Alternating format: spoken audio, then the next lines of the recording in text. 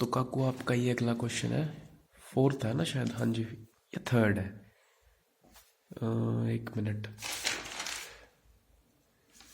Fourth question है शायद ये, है ना, थर्ड तो इससे पहले वाला था।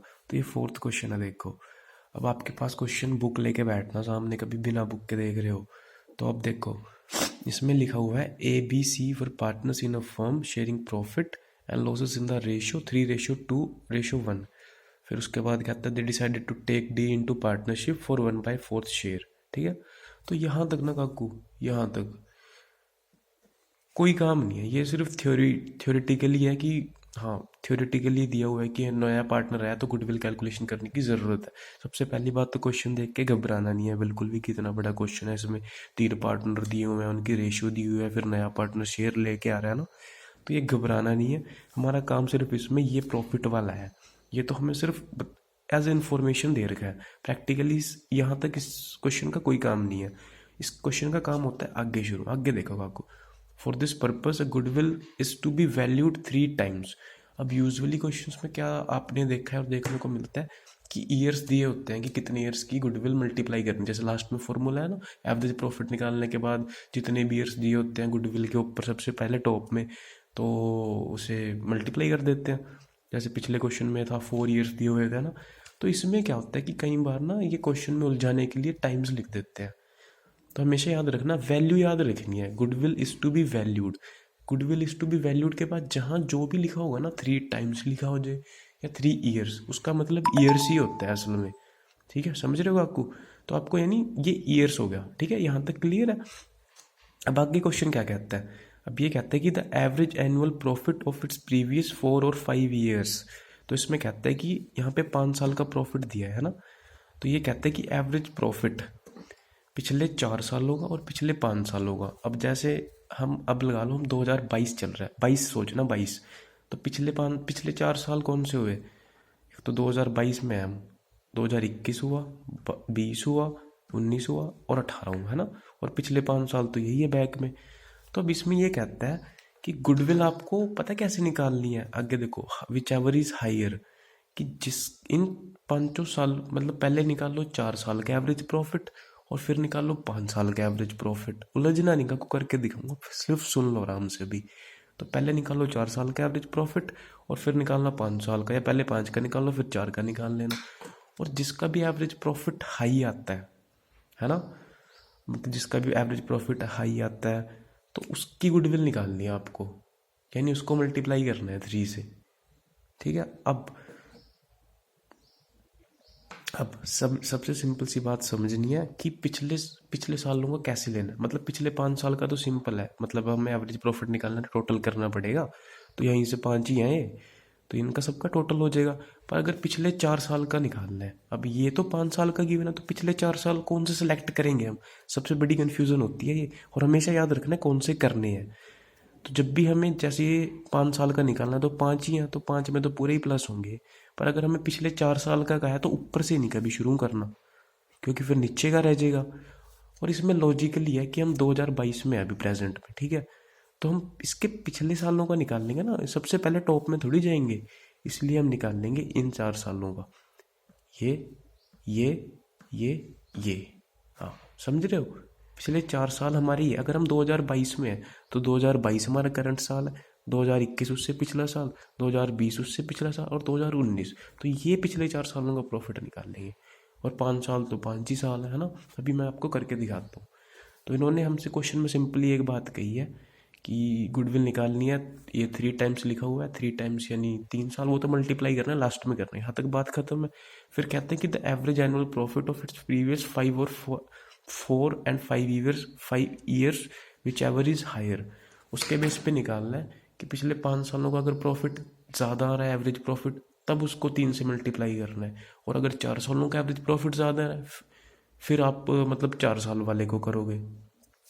सिंपल सी चीज़ है, देखो, अगर पिछले 5 साल का प्रॉफिट ज़्यादा आता है उस प्रॉफिट को आप 3 से मल्टीप्लाई करोगे। पर अगर आपका पिछले 4 सालों का प्रॉफिट ज़्यादा आता है फिर आप उस 4 साल के प्रॉफिट को 3 से करोगे, यानी दोनों को करने की ज़रूरत है। अभी मैं आपको करके दिखाता हूँ, देखो। अभी हम सबसे पहले इन्होंने लिख रखा है average annual profit of it's year 4 years. पहले हम 4 साल का निकालते हैं। अब जैसे मैंने आपको कहा 2022 में एज एग्जाम्पल ले लो, तो पिछले 4 साल कौन से हुए? एक तो हमारा करंट साल, फिर उससे पिछला, उससे पिछला, उससे पिछला, यानी ये सिर्फ ये 4 साल है, इसको इग्नोर करना है हमें। 5 साल की नहीं, अभी सिर्फ 4 साल का निकाल रहे हैं। अब एवरेज प्रॉफिट निकालना है हमने, ठीक है। मतलब सबसे पहले तो टोटल करो इनका। अपना ये 1,20,000, जैसे 1,20,000 है, प्लस 1,50,000 और प्लस 1,10,000 प्लस 2,00,000। अब इसका टोटल आता है काकू 5,80,000, ठीक है। अब एवरेज प्रॉफिट कैसे निकालते हैं हम? एवरेज प्रॉफिट का फॉर्मूला होता है total profit divide by total years. अब ये कितने साल का प्रॉफिट है? 1 2 3 4, 4 साल का प्रॉफिट है ना। डिवाइड होगा ये 4 से, और प्रॉफिट टोटल कितना है? 5,80,000।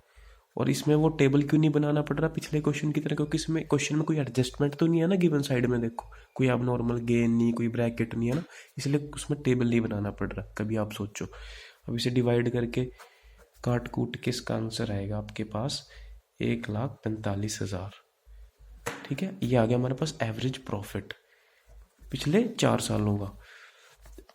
Average profit of last 4 years.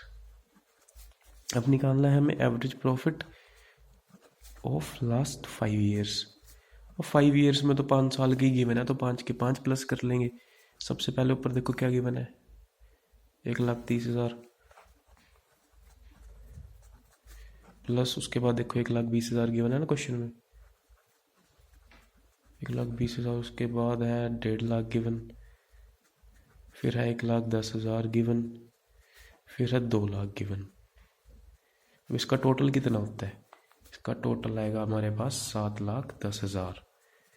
इसका टोटल प्रॉफिट आएगा। अब पिछले 5 सालों का एवरेज प्रॉफिट निकालना है। एवरेज प्रॉफिट का फॉर्मूला याद रखना हमेशा, total profit divided by total number of years of profit. कितने साल का प्रॉफिट है? 1 2 3 4 5। पहले 4 सालों का प्रॉफिट निकाला, 5 का निकाल रहे हैं, डिवाइड बाय 5। इसे काटोगे ये आ जाएगा 1,40,250 रुपये, ठीक है। अब ये बताओ, ये पिछले 4 सालों का प्रॉफिट ज़्यादा है या पिछले उसका, क्या कहते हैं उसे, ये क्या कह रहा था मैं, मतलब पिछले 5 सालों का ज़्यादा है एवरेज प्रॉफिट? 1,45,000 ज़्यादा होते हैं, 1,40,250, 1,45,000 ज़्यादा होते हैं ना, तो यानी एवरेज प्रॉफिट पिछले 4 सालों का ज़्यादा है। तो हम गुडविल इसके बेस पे ही निकाल लेंगे। इन्होंने हमें क्वेश्चन में कहा था कि पहले आप पिछले 4 सालों का प्रॉफिट निकाल लो एवरेज प्रॉफिट, फिर पिछले 5 सालों का निकाल लो, फिर दोनों में से जिसका भी ज़्यादा एवरेज प्रॉफिट आता है उसके बेस पे आपने गुडविल निकालनी है।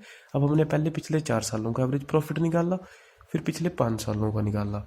अब एवरेज प्रॉफिट पिछले 4 सालों का ज़्यादा आ रहा है, तो गुडविल हम इसके बेस पे निकाल लेंगे। अब गुडविल का फॉर्मूला क्या होता है? Goodwill equals to average profit multiply number of years given. Number of years, ये गुडविल वाले ईयर्स है, यहाँ पे दिया होता है जैसे 3 टाइम्स है ना, 3, ये 3 टाइम्स 3 ईयर्स। तो अब ये देखो एवरेज प्रॉफिट कितना है हमारा, जो ज़्यादा है उसके बेस पे निकालनी थी गुडविल। मैंने आपको क्वेश्चन में बताया था, इस क्वेश्चन में सिर्फ इतना ही है। तो 1,45,000 मल्टीप्लाई कर दो अपना 3 टाइम्स लिखा हुआ है ना वो देखो ऊपर, यानी 3 ईयर्स होता है इसका मतलब। तो इसका आ जाएगा 4,37,000। मेरे हिसाब से आपकी बुक में भी यही आंसर होगा। उम्मीद करता हूँ कि आपको समझ आ गया होगा, पर अगर नहीं भी आया मुझसे पूछ लेना एक बार। पर इस क्वेश्चन को हमेशा ना एक बार ट्राई करना, पहले पढ़ना, लॉजिक समझना, फिर अपने आप ट्राई करना इस क्वेश्चन को, ठीक है।